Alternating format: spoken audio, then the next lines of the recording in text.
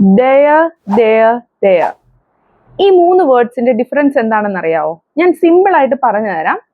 First one, THEIR എന്ന് പറഞ്ഞാൽ ഒരു പൊസഷനെ കാണിക്കാൻ വേണ്ടി, ഓക്കെ, ഒരാൾക്കുള്ളത് അല്ലെങ്കിൽ ഒരു ഗ്രൂപ്പ് ഓഫ് പീപ്പിളിന് ഉള്ളത് എന്ന് കാണിക്കാൻ വേണ്ടി THEIR യൂസ് ചെയ്യാം. Example, their car is parked outside. അവരുടെ കാറ്, THEIR, അവരുടെ കാറ് അവിടെ പാർക്ക് ചെയ്തിട്ടുണ്ട്, വെളിയിൽ പാർക്ക് ചെയ്തിട്ടുണ്ട്. ഓക്കെ, അത് കാണിക്കാൻ വേണ്ടി THEIR യൂസ് ചെയ്യാം. അല്ലെങ്കിൽ their house is beautiful, അവരുടെ വീട് മനോഹരമാണ്, ബ്യൂട്ടിഫുൾ ആണ്. അപ്പൊ THERE എന്താണ്? THERE എന്ന് പറയുമ്പോൾ ഒരു സ്ഥലത്തെ സൂചിപ്പിക്കുവാൻ അല്ലെങ്കിൽ ഒരു സബ്ജക്റ്റിനെ ഇൻട്രൊഡ്യൂസ് ചെയ്യാൻ വേണ്ടിയിട്ട് THERE നമുക്ക് യൂസ് ചെയ്യാം.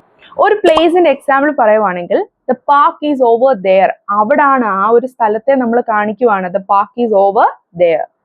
ഓക്കെ, നമ്മളിപ്പോ ഒരു സബ്ജക്റ്റിനെ ഇൻട്രൊഡ്യൂസ് ചെയ്യുവാണെന്ന് ഞാൻ പറഞ്ഞു, അവിടെ നമുക്ക് THERE യൂസ് ചെയ്യാം അല്ലെ. അവിടെ നമുക്ക് പറയാം there is a new movie releasing tomorrow.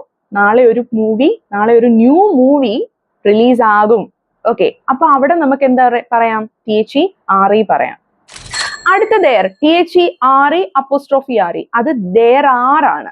Okay, അതിന്റെ മീനിങ് എന്ന് പറഞ്ഞാല് മൾട്ടിപ്പിൾ തിങ്സിന്റെ എക്സിസ്റ്റൻസ് ആണ്. പേടിക്കൊന്നും വേണ്ട, ഞാൻ പറഞ്ഞു തരാം. ഇത്രയേ ഉള്ളൂ. there are many books on the shelf. അവിടെ ഒരുപാട് ബുക്സ് ഉണ്ട്, ആ ഷെൽഫിൽ ഒരുപാട് ബുക്സ് ഉണ്ട്. ഒരുപാട് ബുക്സിനെ കാണിക്കാൻ വേണ്ടി there are multiple things on the shelf. വേറെ എക്സാമ്പിൾ പറയുവാണെങ്കിൽ there are many reasons to smile. I hope you understood. Follow for more.